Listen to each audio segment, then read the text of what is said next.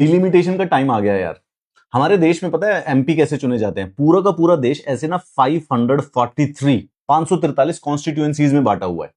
कैसे बांटा गया था? ये 1971 के सेंसस के बेसिस पे जब कॉन्स्टिट्यूशन बना था, तो हर 10 साल के बाद सेंसस होता है और हर 10 साल के बाद ना ये कॉन्स्टिट्यूएंसीज को फिर दोबारा से बनाना था।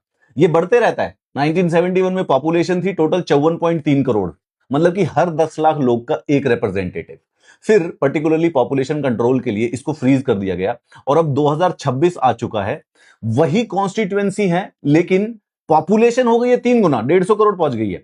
लेकिन कॉन्स्टिट्यूएंसी में अभी तक लोग पूरे के पूरे देश में सिर्फ 543 एमपी ही चुन रहे हैं। यानी एक मेंबर ऑफ पार्लियामेंट अब कम से कम नहीं तो 30 लाख लोगों का रिप्रेजेंटेटिव बन गया है, जो कि प्लान था कि होना कितने का चाहिए था?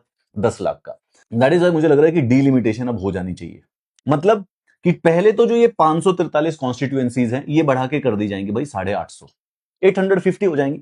दोबारा से देश का ऐसे छोटी छोटी कॉन्स्टिट्यूएंसीज बनाई जाएंगी, 850 हो जाएंगी, तो एक member of parliament approximately 15-16 lakh लोगों को रिप्रेजेंट करेगा। अभी डबल कर रहा है। Got it right?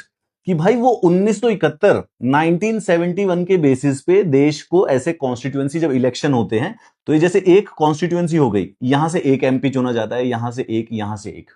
और ये किया कैसे बेसिस पे था? 1971 की जो पॉपुलेशन थी, 1971 में हमारी पॉपुलेशन थी 54 करोड़, तो पूरे के पूरे देश को बांट दिया गया 543 कॉन्स्टिट्यूएंसीज में और फिर फ्रीज हो गया पॉपुलेशन के लिए।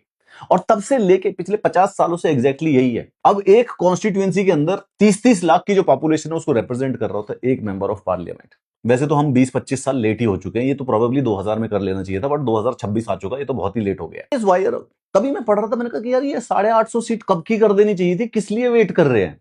कब तक भाई 1971 की गाड़ी को ढोते फिरेंगे? This is absolutely 100% which make sense. इसमें एक डिबेट ये उठता है कि भाई जो नॉर्थ की स्टेट्स हैं और जो साउथ की स्टेट्स हैं, उन अगर इनको बढ़ाएंगे, क्योंकि सबकी सीटें बढ़ेंगी, तो कहीं नॉर्थ की बहुत ज्यादा नहीं बढ़ जाए। पर जो प्रपोर्शन 543 में है, एग्जैक्टली सेम प्रपोर्शन पे बाकी सीटें भी बढ़ेंगी। पता नहीं ये क्यों नहीं कर रहे भाई। करो भाई, करो भाई, ये पार्लियामेंट इसको करो भाई। 150 करोड़ लोग हो गए हैं 1971 के फ्रेमवर्क के ऊपर बैठे हुए हैं, कोई सेंस तो बन नहीं रहा इस बात का।